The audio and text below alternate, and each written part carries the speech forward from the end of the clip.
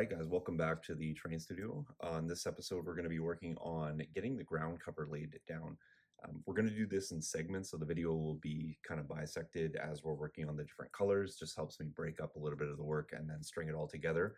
But I just want to talk a little bit about where we're at kind of right now. So I just cleaned up the base for purposes of sort of unifying where it is we're working. So I just put a little bit of the AK Interactive black rubber around there. I like the duller color. It helps to, I think, unify the piece. I don't really love shininess of gloss rims. You also notice here, we have full coloration now on these stones. They've really sort of morphed into a really sort of almost organic stone at this point. You can really see the unified. I went in and make sure I defined out the moss area so you can really see the moss. It's greener towards the lighter portions and then really has this sort of dark baked on look. That's fine. We're going to actually add organics over that, and then again here on the back side, but you can still see we got some of our gray sticking through at the top, and that's really starting to still live in terms of the lightest portions, which I think is fine. This will be kind of most exposed to the sun, so should be a little bit on the brighter side. And overall, I think I'm quite happy with that. And I think they'll unify even more as we kind of tie in the surrounding areas. So if you weren't quite sure in the pigment segment in terms of how it was all going to look when it was dry in the end, trust me, and I trust the process. There's the pathway going through. There's that sort of lightest portion. That doesn't mean we're not going to bring organics into the pathway, specifically, inside the foot here and inside here. I just wanted to kind of have that sort of delineation in in thirds of this, and this.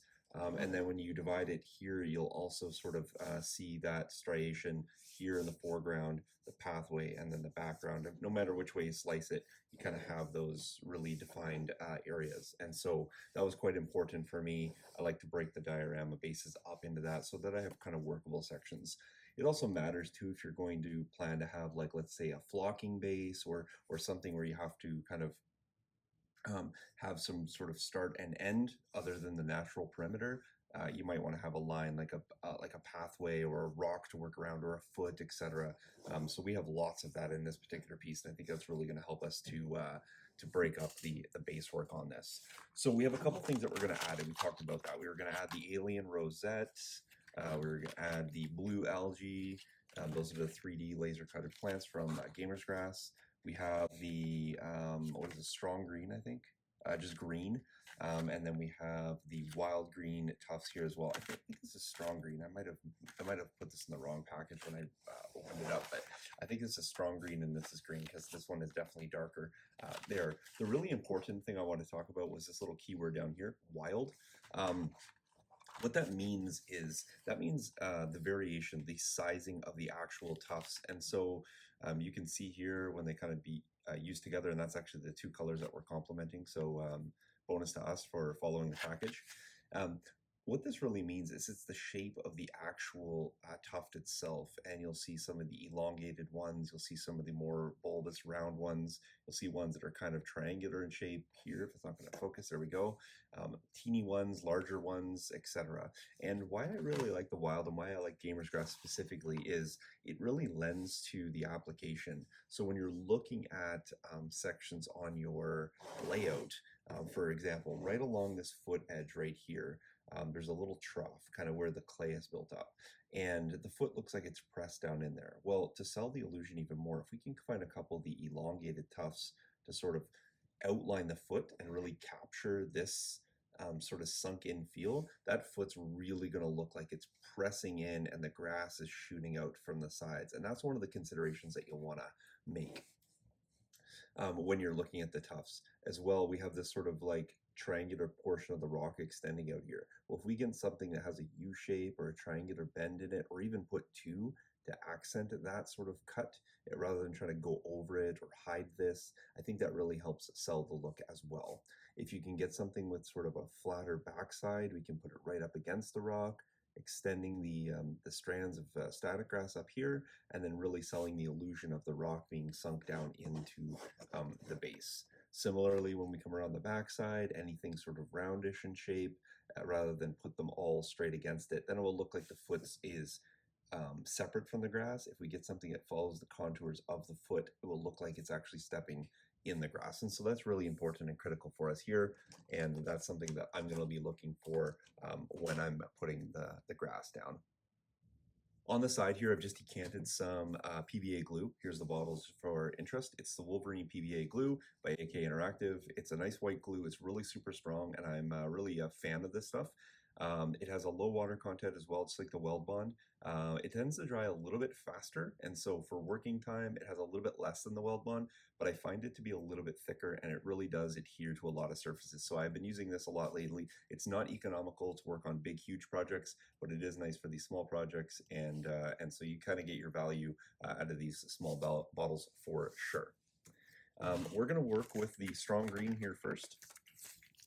And again, I'm not going to do the whole application of all of the grass tufts in each of the colors, but certainly I am going to focus in on a specific area to kind of show you what that might look like. So let's go back to the foot that we just talked about and find something that's fairly elongated, something that we can really use to highlight that portion. And I really like this one right here. So I'm going to go ahead and just dip that in my glue. So what I do is I put the grass tuft in the glue, and then I sort of tamp it off on a material next to it so that I get a really nice adhesion over the whole base. So I just tap it in, and then I spread it separately to make sure that I get the strong look.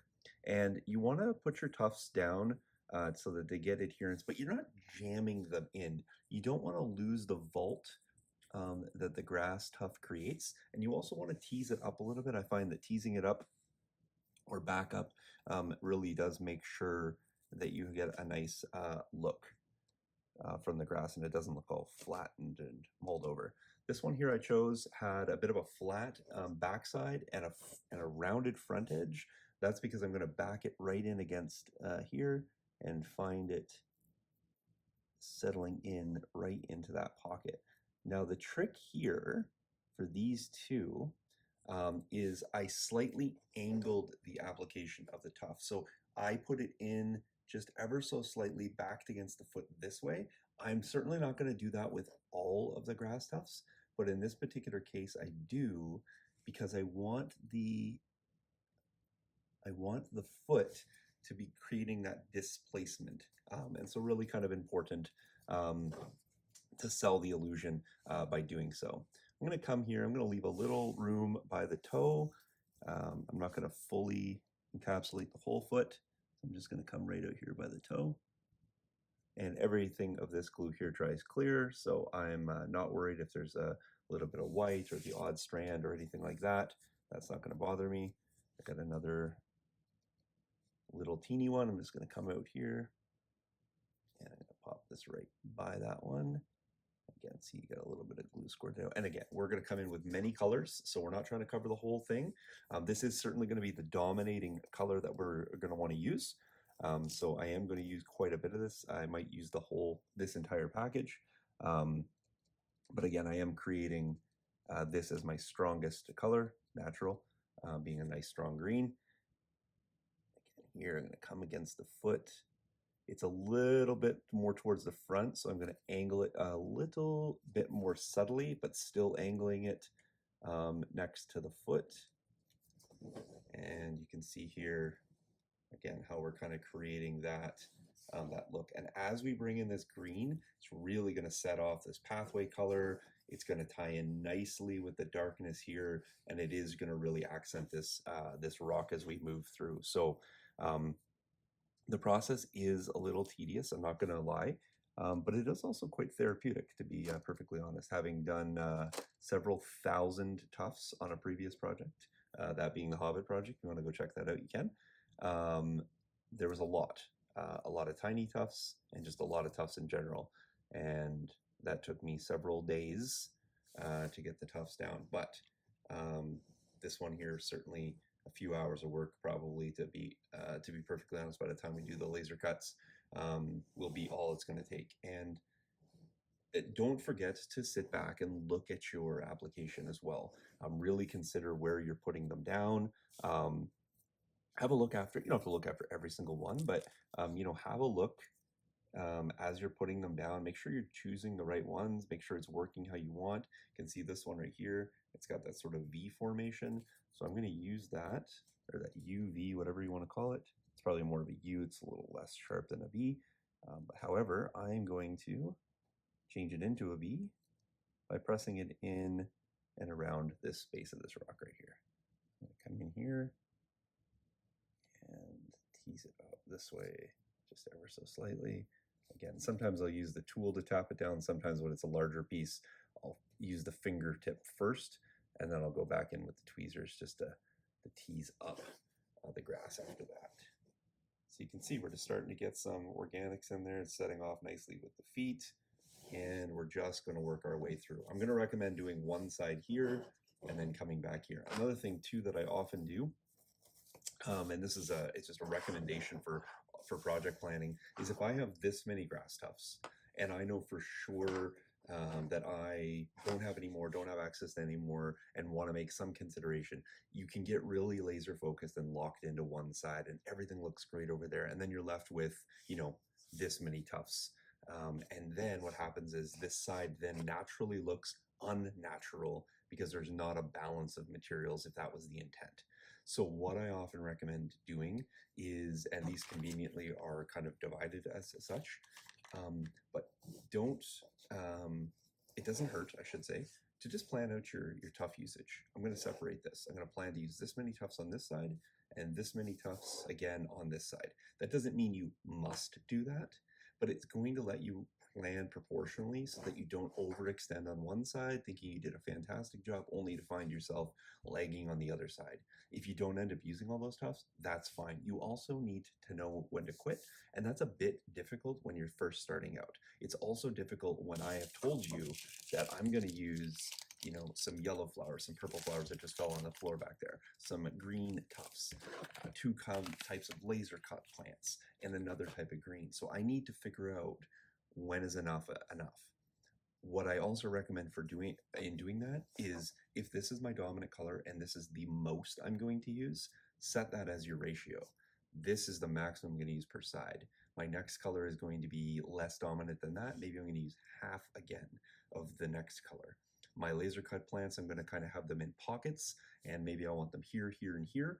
Set them out in little pockets of how many plants in each of those areas. I'm going to use yellow tufts, but only on one side. We'll set a small portion aside, or both sides, set two piles aside. So plan out your tuft usage. It's one of the recommendations that I do have, specifically if you don't have ready access to a whole bunch more. So I'm going to give you all that in this step here. I will not talk about that again. In fact, I'll probably end up just showing you all the rest of the applications of the tufts, just you know, as I go through. When I come back, I'll probably have a couple of the greens done. We'll talk a little bit about the flowers and accents as a portion that I'll talk about, and then the laser cut plants, I'll show you both preparation and application for that, just to kind of speed this up so that you guys don't have to spend all day on this. The last portion, just so you guys know, off camera, I am working on pre-painting and repainting the plastic plants to make them less plasticized. I'll do that in another video if you're super interested in that, but in the interest of this video, I'm not going to film all the painting of that. I'll just put them on with the laser cut plants at the same time because they are really going to be more accent colors and really make it pop. You're mostly interested in probably where they go and how they look in the end as opposed to preparation. But if you are interested at all, of course, I won't deny you the access to that knowledge. So let me know, guys, as we go through the video. Appreciate that. Stay tuned. Kind of looking forward to coming back and adding some more tufts in the future. Let's go.